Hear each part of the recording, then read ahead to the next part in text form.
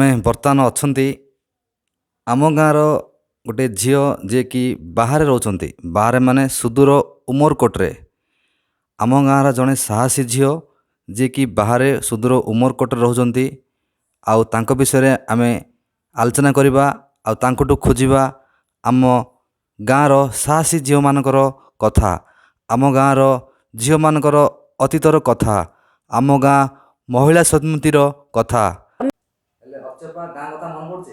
हाँ हां गाँ कथा बर्तमान एबे तमे उमरकोट पळाइछ बहुत दूर गाँ रो। हाँ तथापि जाइछ मझे मझे गाँ को। हाँ जाऊँची। हां हेले बर्तमान एबे एठी जो कथाता बर्तमान मु आसी हाँ गाँ रो किछि जिंस गोटे झियो बो मानकर गाँ रो जो झियो मानकर केमति किछि तमे किछि गोटे प्रेरणा साजिबो तमको देखि किछि झियो माने हम गाँ रो बर्तमान किछि शिखिबे किछि मन पके तांको अतीतर कथा। तो बर्तमान एबे गोटे मु सुनथिली तम विषय गोटे जो पुलिस आसला गाँ को धान विषय से विषय टिके कोन धान काटिया पे से जमी जड़े आसिक कहला हलिया पिला तुमर डेंगा सनिया जमीर धान कटा होला कौन करेंगे एवं जदि सरकार से तो स्त्री लोक मैंने सरकार को जदि ये करेंगे तांको टिके ये करेनि स्त्री लोक को टिके मान्यता दौले सरकार से स्त्री मान को टिके आधिपत्य दौले भय करते तमें स्त्री माने जो हाँ अच्छी अच्छी सेठू कहला कौन करवा किए तो नहांती आमर तो स्वाधीन पड़ब आमे जदि जमी एबे चाष तांके आमे कले से माने काटिकी नौचंदी आमे जदि एबे छाड़ीदेबा बोले आमर स्वाधीन पड़ब हेले कौन करवा ना चल जीवा बोले माँ खुड़ी मु 3 जन गलु गलापर से बंशीधर पट्टनायक बोली गोटे तहसिलदार थिले तांको ना हूँ बंशीधर पट्टनायक रिपोर्टिंग कले कर सी आमको आते ये कलेनी कहीं जमी अधिक अच्छी तो नहीं जाऊ देखला अधिक नाही आंको सामान थिला तथापि ए जो देइछंती बापा समस्त को दान करी एवडा जदि कटै दै थांते बेले आंकर अधिक हे न थांता ए जगह सब आंक ना रे रखी दैछंती रखीदेवा जो बहुत हो जाइए आंकर पट्टाटा बेसी हो जाइए जमी से माने खाउछंती तांकर 3 पाटू हेलानी खाइगिरी तथापि पट्टाटा आंक ना रे बेसी देखा होची बांटी देले सरकार से नियम थिला इंदिरा गांधी आईन हिथिला से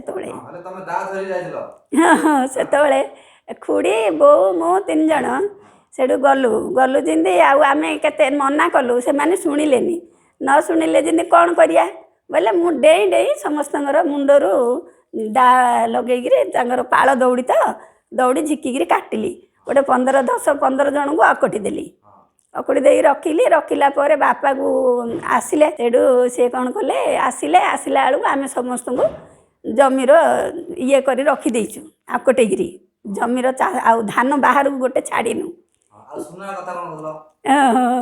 सब आगे माँ खुड़ी समस्ते आगे जहाँ लगे से पिंधि आउ तो जापार ना तो घर हठात तो पड़े जाऊँगी से सब जाइए बाटर आगे सब सुना धरिकी सुना सब पिंधि आगे जी जहाँ कहले तो सुना तुम सब पिंधिच तो तुम युद्ध क्षेत्र को जीव आ तुमर जदि ए सुना फुना धरिक किए छड़े ने तुम कौन कर कह खुड़ी बोले कौन करिया बोले से आथर सब 2 जन जा खोलिले खोलिकी मत देले मु धरिकी लड़ी थी से मानते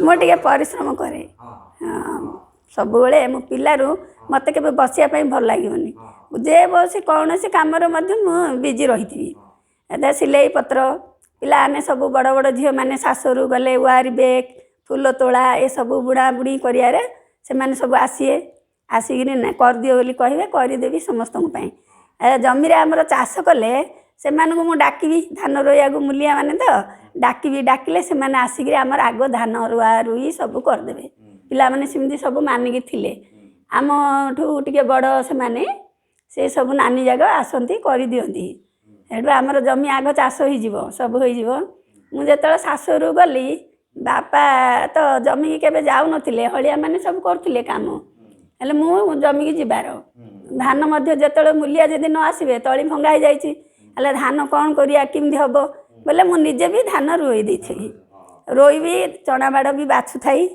कोड़ी दबार दिन को मु 5 भरण जमी कोड़ी दबार जानल जमी रे चाष रे मध्य करुथली ତାପରେ ସବୁ ଇଏ ହେଲା, ପିଲାମାନେ ସବୁ ଇଏ ହେଲା, ତତେ ଏତେ କେମିତି ବଳ ଆସୁଛି, ତୁ କେମିତି ସବୁ କରିଦେଉଛୁ, ଆମେ କରିପାରୁନୁ ବୋଲି ବୋଲେ ମୋତେ ଟିକେ ଭଲ ଲାଗୁଛି କରିବା ପାଇଁ ଆଉ କରିଦେଉଛି ଆଉ ବୋଲେ ଇଆଡ଼େ ପାଠ ବି ପଢ଼ିବାର। ଦେଖ ଅପା, ବର୍ତ୍ତମାନ ଏବେ ଏ ଯେଉଁ ଜିନିଷ ମୁଁ ଆଲୋଚନା କରିବା ସହିତ ତୁମ ପାଇଁ ଆସିଥିଲି। ମୁଁ ଏତେ ଦିଗପହଣ୍ଡି ଆମର ଗାଁଠୁ ଏଠୁ ପାଖାପାଖି ଉମରକୋଟ ଆସିଛି, ଖାସ୍ ସେଥିପାଇଁ ଆସିଛି। ଗୋଟେ କ'ଣ କ'ଣ ଗୋଟେ ସାହସୀ ଝିଅର ପରିଚୟ। ଆଜିକା ଝିଅ କ'ଣ କରୁଛନ୍ତି ଗାଁରେ? ଆଜିକା ଝିଅମାନେ ମାନେ ମୁଁ ଯାହା ଅନୁମାନ କରୁଛି ଅପା, ବୁଝିଲେ ନା, ମାନେ କୁଟା ଖଣ୍ଡକୁ ବି ଦୁଇ ଖଣ୍ଡ କରୁନାହାନ୍ତି, ନିଜର ସାର୍ଟ ପ୍ୟାଣ୍ଟ ବି ସଫା କରୁନାହାନ୍ତି, ଘର ଓଳଉନାହାନ୍ତି, ଖାଇଥିବା ଭାତ ଯେଉଁ ନାହିଁ କି ଶଙ୍କୁଡ଼ି ବି ଗୋଟୁନାହାନ୍ତି, ଆଉ ବିଲ ବାଡ଼କୁ ଯିବା ଦୂରର କଥା। ମାନେ ଆଜି ସେମାନେ ପୁରାପୁରି ଅଲଗା ଦୁନିଆରେ ଅଛନ୍ତି, ଷ୍ଟାଇଲ୍ ଫାଇଲ୍ ମାରିକି ବାଳ ଫାଳ କଟିଂ କରିକି ସବୁ ଆଇବ୍ରୋ ସେଭ୍ କରିକି, କିନ୍ତୁ କୌଣସି ବିଲକୁ ଗଲେ ତାଙ୍କୁ ଲାଜ ଲାଗୁଛି, ଧାନ ବିଲକୁ ଗଲେ ତାଙ୍କୁ ଲାଜ ଲାଗୁଛି। ଏମିତି ଏମିତି ଦୁନିଆରେ ଅଛି। ଦେଖ, କହିବାର ଉଦ୍ଦେଶ୍ୟ ହେଉଛି କ'ଣ, ତୁମେ କେତେ କ'ଣ କଷ୍ଟ କରି ମଧ୍ୟ ପୋଲିସ ସହିତ ଲଢ଼େଇ କରିଥିଲ, ଆଉ ବିଲବାଡ଼ରେ କାମ କରି ଅଛ। ଏବେ ବି ମୁଁ ଦେଖୁଥିଲି ଏଠି ତୁମେ ଯେଉଁ ବଗିଚା ଦେଖିଛ, ବଗିଚା ଯେଉଁ ଅଛି ନା, ପାଖାପାଖି 2 ଜଣ ଲୋକ ଦରକାର ମାନେ ଏଠି ତାକୁ ମେଣ୍ଟେନ୍ କରିବା ପାଇଁ। ତୁମେ ଏକୁଟିଆ ସେଇଟା ଗୋଟେ ମେଣ୍ଟେନ୍ କରୁଛ, ବହୁତ ଜିନିଷ ସାହସ। ତ ଏଇଟା ଗୋଟେ ମାନେ ଆମର ଗାଈ ରଖିଛ ଗୋଟେ, ଗାଈ ବି ରଖିଛ, ବଗିଚା ମାନେ କାମ କରୁଛ। ତ ଜିନିଷ ହେଉଛି କ'ଣ, ଏଇଟା ଗୋଟେ ଆମର କହିବା ଉଦ୍ଦେଶ୍ୟ ହେଉଛି ଆଜିକାଲିର ଯେଉଁ ଅଛନ୍ତି ମାନେ ଛାତ୍ରୀମାନେ ଖାସ୍ କରି ଝିଅମାନେ, ସେମାନେ ବି କିଛି ଗୋଟେ କରନ୍ତୁ, କିଛି ଗୋଟେ ନିଜ ପାଇଁ କିଛି ପ୍ରତିଭା ଗୋଟେ କରନ୍ତୁ, ଯେମିତିକି ଆମର ବି କିଛି ନିଜକୁ ଏଙ୍ଗେଜ୍ କରନ୍ତୁ। ଘରେ ବସିକି ଖାଲି ଏମିତି ରହିଲେ ହେବନି, କିଛି ବି କଲେଜ ସମୟରେ ବିଲ ବାଡ଼ିରେ ହେଉ, ବଗିଚା କାମ ହେଉ, କି କୌଣସି ସିଲେଇ ଫିଲେଇ ଯେମିତି କହୁଥିଲ, ସେଗୁଡ଼ା କହିଲେ ସେମାନଙ୍କର କିଛି ନିଜକୁ ମନକୁ ଭଲ ଲାଗିବ, ମନୋବଳ ବି ବଢ଼ିବ। ଠିକ୍ ଅଛି, ଆମେ ଆହୁରି ବିଷୟ କିଛି ଆଲୋଚନା କରିବା। ବର୍ତ୍ତମାନ ଆମେ ଆଲୋଚନା କରିବା ଆମର ମାନେ ଗୋଟେ ମଣିବନ୍ଧ। ଗାଁର ମଣିବନ୍ଧ ମାନେ କ'ଣ ପାଇଁ ସେଇଟା ମଣିବନ୍ଧ ନାଁ ରହିଲା? ତା'ର ନାଁ ରହିଲା କାରଣ ସେଇଟା ଗୋଟେ ମଣି ଅପା କିଏ ତିଆରି କରିଥିଲେ। ସେ ଗୋଟେ ଝିଅ ହୋଇକି ଗୋଟେ ବନ୍ଧ ପାଇଁ ଆମର ଗୋଟେ ତିଆରି କରିଥିଲେ। ତାଙ୍କ ବିଷୟରେ ଟିକେ ଶୁଣିବା ଆମେ। ସେ ମଣି ନାନୀ, ସିଏ କ'ଣ ତାଙ୍କର ମା ଝିଅ 2 ଜଣ ଥିଲେ। ସିଏ ମଣି ନାନୀ ସେ ବନ୍ଧୁ ଖୋଳେଇଥିଲେ। ତାପରେ ସିଏ କ'ଣ ହେଲା, ଗାଁର ଯେଉଁ ମନ୍ଦିର ଅଛି, ମନ୍ଦିର ବି ପୁନାସଟା ସିଏ ପକେଇଥିଲେ ମନ୍ଦିର। ତାପରେ ସିଏ ଆଉ କରିପାରିଲେନି, ସିଏ ଚାଲିଗଲେ। ସେ ମନ୍ଦିର ସେମିତି ରହିଲା। ସବୁ ସମସ୍ତେ ଗାଁରେ ଟାପରା କରୁଥାନ୍ତି, ସବୁ ଗାଁ ଲୋକ ଏ ଖଣ୍ଡିଆ ମନ୍ଦିର ତିଳିଶରର ଖଣ୍ଡିଆ ମନ୍ଦିର ବୋଲି ସବୁବେଳେ ଇଏ କରନ୍ତି। ତାପରେ ଯେତେବେଳେ ଆମର ଆଗକୁ ନେଲେ, ତାପରେ ଆଗରୁ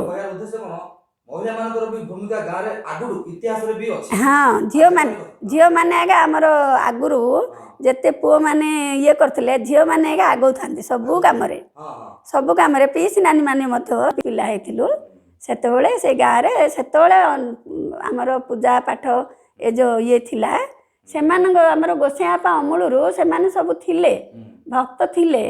ଆଉ ଆମର ଯେ ମଝିରେ ବାପା ଦାଦା ପିଲାମାନେ ଯେଉଁ ବାହାରିଲେ, ଏବେ ଆଉ ସେ ସବୁ ନାହିଁ। ଆଜି 20 ବର୍ଷ 30 ବର୍ଷ ହେଲା ଦେଖୁଛୁ, ଗାଁରେ ଆଉ ପୂଜା ପାଠ କିଛି ନାହିଁ। ଆମର ଗାଁରେ ବରକୁଳିଆ ବସନ୍ତ ହେବ, ବସନ୍ତ ହେଲେ ଜେଜେବାପା ମାନେ ସମସ୍ତେ କ'ଣ କରିବେ, ସେ ଅନାଦି ଦାସକୁ କହିବେ, ବାବା ଆଉ ଆମ ଗାଁରେ ବସନ୍ତ ହେଲା, କ'ଣ କରିବା ବୋଲେ ସିଏ ଆସିବେ, ଖାଲି ଗୋଟେ ପୂଜା କରିବେ, ଖାଲି ଗାଁଟା ବୁଲି ଦେଇକିରି ଝାଡ଼ି ଦେଇ ପଳେଇବେ, ବୁଲି ଦେଇକିରି ଖାଲି ପଳେଇବେ। କାହିଁ ବାସି ଦିନ ପୁରା ଗାଈ ଗୋରୁ ସମସ୍ତଙ୍କର ଦେହ ଖରାପ ଯେଉଁ ଥିବ, ଏ ଯେଉଁ ବସନ୍ତ ହେଇଥିବ, ଛାଡ଼ିକି ପଳେଇବ।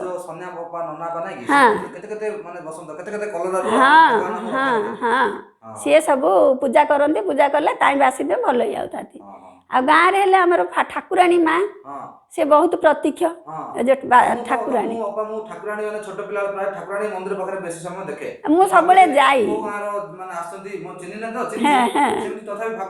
ନାଇଁ ମୁଁ ସବୁବେଳେ ଯିବି ଠାକୁରାଣୀ ଠିକି। ମୁଁ ଯେବେ ଯିବି ଆଶ୍ଵିନ ମାସରେ ଜଡ଼ା ଦେବି, ଜଡ଼ା ମାସ ଯାକ ଜାଳିବା ପାଇଁ।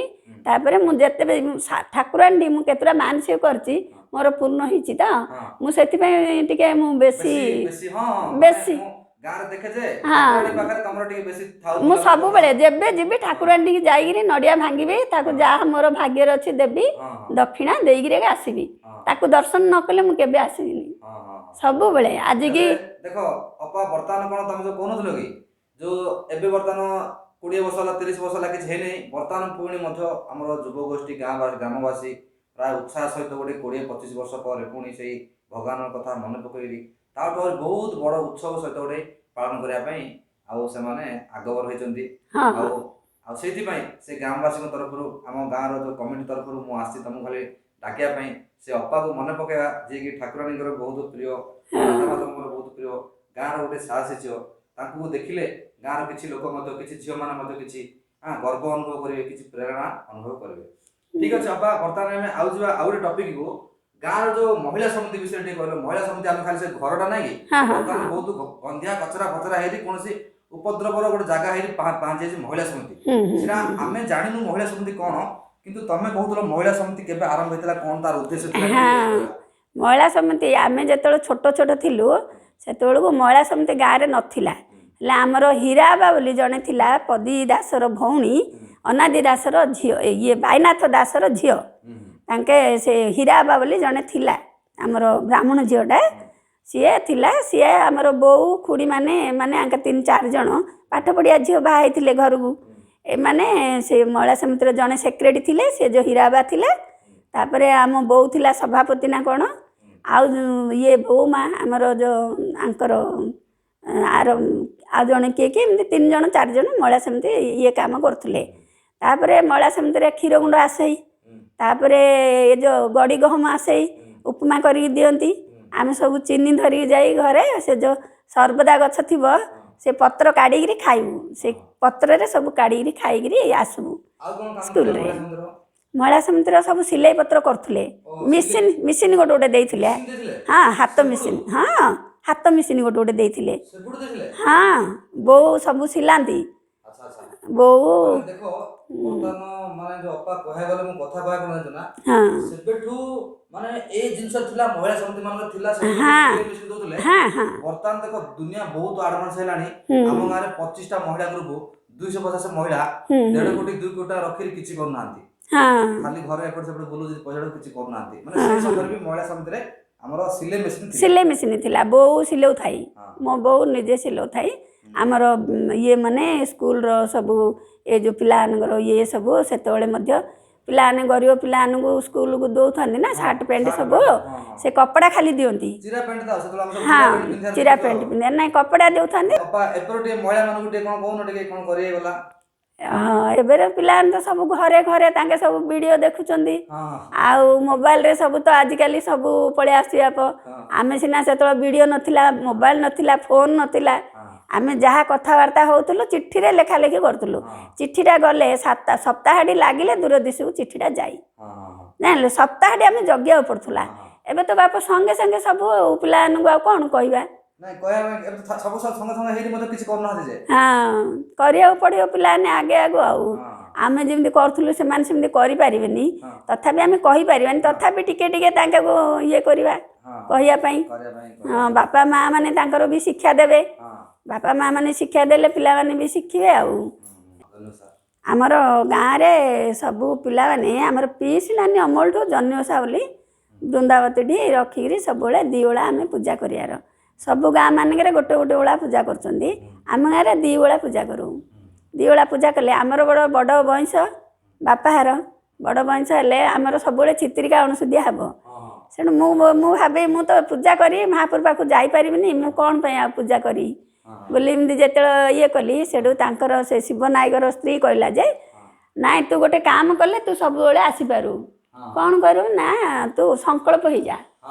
ସଂକଳ୍ପ ବ୍ରାହ୍ମଣକୁ ଡାକିଲି, ଇଏ ପୁରୋହିତ ଥିଲେ ଆମର ଯେଉଁ ପୂଜାରୀ ବାପା ବୋଲି, ପୂଜାରୀ ବାପାକୁ ଡାକିକି ସେ ଗୋଟେ ମନ୍ତ୍ର ପଢ଼ିଲେ, ତାପରେ ଗୋଟେ ଗଙ୍ଗା ପାଣି ଆଉ ଚଣା ବୁଟ ଦେଲେ। 2 ଓଳି ସେଇଟା ଖାଇବାର, ସବୁବେଳେ ମୁଣ୍ଡ ଧୋଇ ଗାଧେଇକିରି ପୂଜା କରିବାର ଜାଣିଲେ। ପୂଜା କଲେ ଇଏ ହେଉଥାଏ ଆଉ। ତାଙ୍କର ସବୁବେଳେ ସେ ଯେଉଁ ତାଙ୍କ ବାପା ଥାଆନ୍ତି ବୋଲି, ଝିଅ ତୁ ନିଷ୍ଠାରେ ପୂଜା କରୁ ତତେ ସେମିତି ଫଳ ମିଳିବ। ବୋଇଲେ ମୁଁ ଭାବିଲି, ମୁଁ କହିଲି ନାଇଁ ମୋତେ କିଛି ଫଳ ଦରକାର ନାହିଁ, ମୋତେ ଯଦି ମିଳିବ ସ୍ୱାମୀ ଗୋଟେ ସିଏ ଟିକେ ଭଲରେ ମିଳନ୍ତୁ ବୋଲେ ଭଗବାନ ବି ଦେଇଥିଲେ। ଭଲ ଲୋକଟାକୁ ବାହା କରାଇଥିଲେ, ସେମିତି ମୋତେ ମିଳିଥିଲା। ସେଠି ଦେଖୁ ଦେଖୁ ଦେଖୁ ଦେଖୁ କୃଷ୍ଣ ଗୋଟେ ମୂର୍ତ୍ତି ଦେଖାଗଲା, ବଂଶୀ ଧରିକିରି ସମସ୍ତେ ଯେତେ ଲୋକ ସମସ୍ତେ ଥିଲେ ସମସ୍ତେ ଦେଖିଲୁ। ଭଗବାନଙ୍କର ସେଇଟା ଗୋଟେ ବହୁତ ମହାନ ପୁଣ୍ୟ ଥିଲା। ଦର୍ଶନ କରୁଥିଲୁ ଆମେ ସମସ୍ତେ ସେଠି, ଏତେ ନିଷ୍ଠାରେ ଆମେ ପୂଜା କରୁଥିଲୁ। ସେ ଭଗବାନ ବି ଆମକୁ ଦେଖା ଦେଇଥିଲେ। ଯେତେ ଲୋକ ଥିଲେ ଆମର ପ୍ରଦୀପ ସମସ୍ତେ ଥିଲେ ଆମ ଭାଇମାନେ ସମସ୍ତେ ଦେଖିଛନ୍ତି। ହଉ ବାପ ମୋ ଗାଁରେ ଗୋଟେ ଯାହା ହଉ ଗୋଟେ ପୁଣ୍ୟ କାମ ହେଉଛି। ଆଉ ଗୋଟେ ଯଜ୍ଞ ଫଜ୍ଞ ହେବ ବୋଲି ପିଲାମାନେ କହୁଛନ୍ତି, କ'ଣ 7 ଦିନ ଯଜ୍ଞ ଲାଗିବ ରାଧାକୃଷ୍ଣଙ୍କର। ହଁ 5 ଦିନ ନା 7 ଦିନ। ଆଉ ରାଧାକୃଷ୍ଣଙ୍କର କ'ଣ ଗୋଟେ ପୂଜା ଚାଲିବ ବୋଲି କହୁଛନ୍ତି। ମୋତେ ବହୁତ ଇଚ୍ଛା, ମୁଁ ବି ଘରେ କରୁଛି, ସତ୍ସଙ୍ଗ କରୁଛି ସପ୍ତାହ ଥରଟେ, ଆଉ ପୂଜା ପାଠ କରୁଛି, ଭାଗବତ ବି ପଢ଼ା ହେଉଛି ଗୋଟେ ଥର। ଏମିତି ଚାଲିଛି ମୋର ଏଠି। ଆଉ ମୋର ବି ଇଚ୍ଛା ଥିଲା ବହୁତ ଯିବାକୁ, ଯେ ଭଗବାନଙ୍କର ଇଚ୍ଛା ତ କ'ଣ କରିବା, ଦେଖିବା ଯଦି ମୋର ଭାଗ୍ୟରେ ଥିବ ଯାଇକିରି ମୁଁ ସେଇଠି ଇଏ କରିବି। ଆଉ ଅଜୟ ଆସିଛି ଡାକିବାକୁ ମୋତେ, ଉମରକୋଟକୁ ଆସିଛି ଆଉ ଡାକିବାକୁ। ସିଏ କ'ଣ କରିବେ ଦେଖିବା, ଭଗବାନଙ୍କର ଇଚ୍ଛା। ମୋର ଟିକେ ଦେହ ଭଲ ନାହିଁ ତ, ସେଥିପାଇଁ ସମସ୍ତଙ୍କୁ ମୁଁ ଅନୁରୋଧ କରୁଛି, ଦେଖିବା ମୋ ପାଇଁ ସମସ୍ତେ ଠାକୁରକୁ ଜଣେଇ ଦେବେ।